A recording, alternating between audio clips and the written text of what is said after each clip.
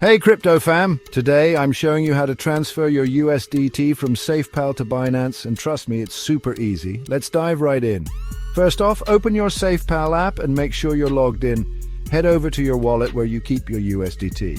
Now hit the send button. You'll need to enter the recipient's address, which is your Binance USDT deposit address, so let's switch over to Binance. Open your Binance app, log in and navigate to your Wallets section. Find USDT and click on Deposit. Make sure you select the right network. Usually, it's ERC20 for most USDT transactions. Copy the deposit address shown on Binance. Head back to SafePal and paste the address into the recipient field. Next, enter the amount of USDT you want to transfer. Double-check everything. You don't want to mess this up. Once you're sure, hit Next. You'll see a transaction summary. Confirm the details and hit Send. Depending on the network traffic, it might take a few minutes for the transfer to complete. And there you have it. Your USDT is now on its way to your Binance account. Easy, right?